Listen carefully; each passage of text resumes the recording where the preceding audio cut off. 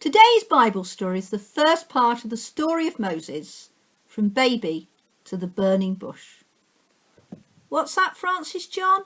When you were little, you thought you'd be a chef because you could make things that you liked to eat all the time. Then you thought about being a beekeeper. I wonder why that was. But what you do now is even more special. Oh, that's good.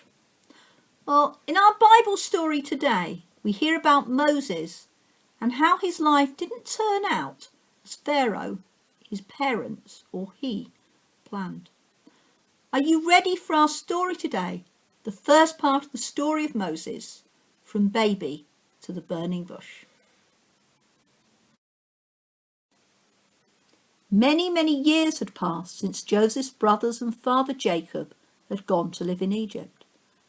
There was a new Pharaoh who did not know the story of Joseph.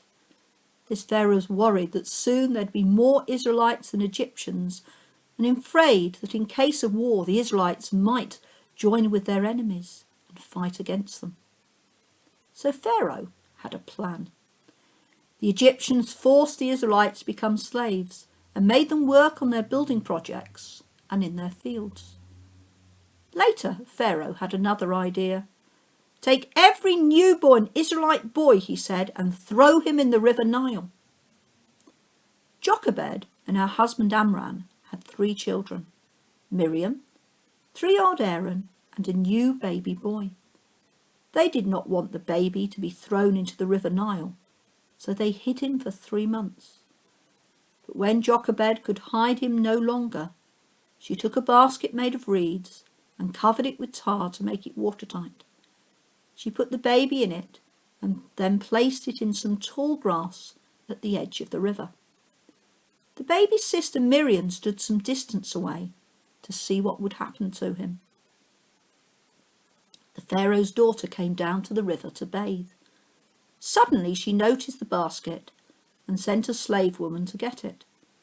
The princess saw a baby boy. He was crying and she felt sorry for him.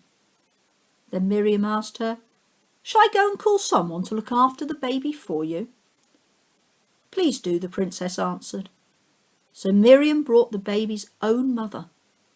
The princess told Jochebed, "Take this baby and look after him, and I will pay you." So Jochebed took the baby. Later, when the boy was old enough, Jochebed took him to the princess, who adopted him as her own son. She decided to call the boy Moses. One day, when Moses was grown up, he saw an Egyptian kill one of his own people. Moses looked all around, and when he saw that no one was watching, he killed the Egyptian and hid his body in the sand. People found out, and Moses ran away to the land of Midian. In Midian, Moses became a shepherd. One day, when he was looking after the flock, Moses saw that a bush was on fire, but it was not burning up. "This is strange," he thought. "Why isn't the bush burning up? I will go closer and see." When God saw that Moses was coming closer, he called to him from the middle of the bush and said, "Moses, Moses." Moses answered, "Yes, here I am." God said, "Do not come any closer. Take off your sandals because you are standing on holy ground. I am the God of Abraham, Isaac, and Jacob." So Moses covered his face because he was afraid to look at God. Then God said, "I have seen how cruelly my people, the Israelites, are being treated in Egypt. Now I'm sending you to Pharaoh so that you can lead my people out of his country." Moses did not think he could do the job, but God promised to be with him. God also sent Moses' older brother Aaron to help him. So Moses and Aaron went to see Pharaoh and asked him to let all the Israelites go. In our story, we heard how even though Pharaoh thought he was in control, God had other plans for Moses.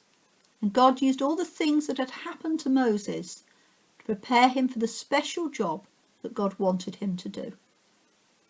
I wonder, have you got plans for what you would like to happen in your life? You may like to close your eyes and think about them now.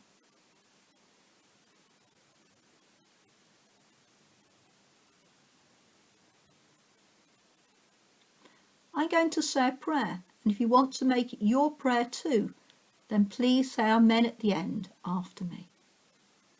Dear God, thank you that you had a special plan for Moses from when he was born.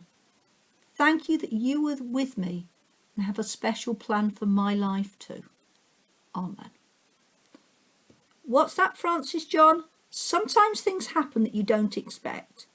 You never thought you'd be a film star and have fans of lots of different ages, and that people in different countries would know your name. Well, I must admit I didn't either.